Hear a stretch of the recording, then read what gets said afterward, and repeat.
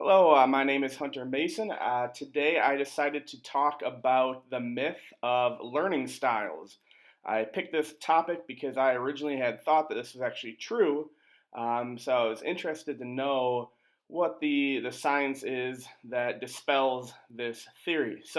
I read a couple articles dispelling it as well as using knowledge from our required readings and found out some pretty important information regarding learning styles. So quickly, what are learning styles? So learning styles are different ways that students or people like to think about different topics. Here there are 7 different types of learning styles. Now, students can have a mix of these in all different circumstances. Sometimes it might be better to use visual or verbal or physical. So you're not stuck on one learning style, but it is key that students have claimed that they have one main learning style that helps them best, and if they're not getting it within the classroom, it may be hindering them from learning the best they can in the classroom. So the first research that I saw regarding this debunking of the myth of learning styles came from Indiana University, where some researchers took some undergrads in an anatomy course, and they went online, took a survey to determine what their best learning style is, and then gave them resources and tips on how to best study outside the classroom to best utilize their learning style. What they found out, though, is that 2/3 of these students didn't actually utilize the best learning methods. They chose other methods outside of their learning style.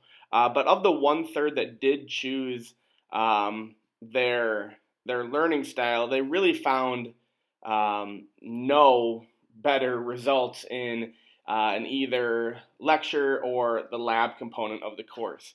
So really, they saw no benefit for the students that utilized their best learning style compared to those who just used any learning style at all. And so Jarrett, in his article, said that these findings find that students really think they know a lot about learning styles and how their brain works, but really they really don't have as much information as they thought they did. The next research that took place actually monitored the brain waves. So the first study was more of a statistical sample. I enjoyed that because it's something my AP statistics students and I would probably look at in a class.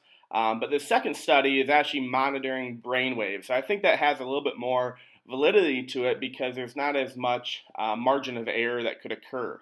So what happened is they took a bunch of students and they found out what their learning style is that they claimed, and what they did is they forced these students to learn something in the opposite style that they prefer. So if they're visual, they might do it auditory or vice versa.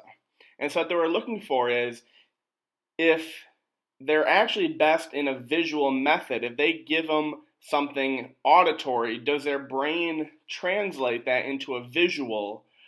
Because supposedly that would be the best way they learn.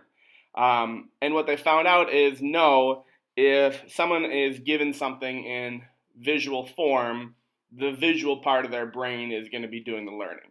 So there's no translation in the brain to best utilize your learning style. So it doesn't really matter what you prefer. Your brain is going to use whatever knowledge is given to you in that form.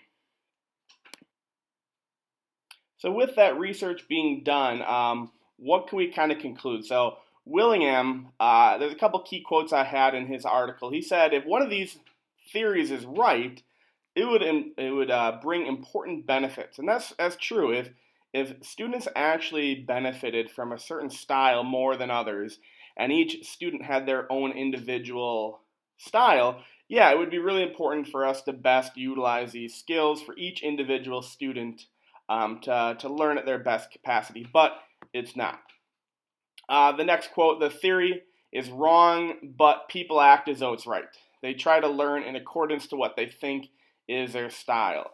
So they think it's true, and they're trying to learn stuff to try to prove that it's right, but again, it's actually not. And again, lastly, first, instead of trying to transform a task to match your style, transform your thinking to match the task. So there is different things that we're going to be learning that may be best to be learned in a visual way or in an auditory way. So it should be best for us to learn it in that best way, not by picking whatever we prefer to learn. And then from an article by May, just another couple key quotes I saw was, just because a notion is popular doesn't make it true. This is really important in the educational field. A lot of stuff gets trendy, gets popular, gets passed around, but are we really utilizing a best learning strategy? Is this actually scientifically proven to best help our students, or is this just another fad that we think works or want to work? And again, it's clear that people have a strong sense of their own learning preference, but it's less clear that these preferences actually matter. So again, they may actually prefer a visual way or an auditory way, but that doesn't mean their brain works better in that way.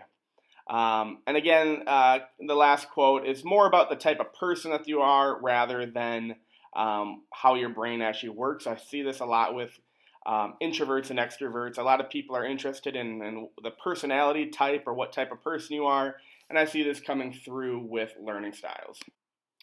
And finally, connecting this to our weekly reading with Carrie, he mentioned a lot that we shouldn't always stick to one type of learning environment, learning style when we're studying.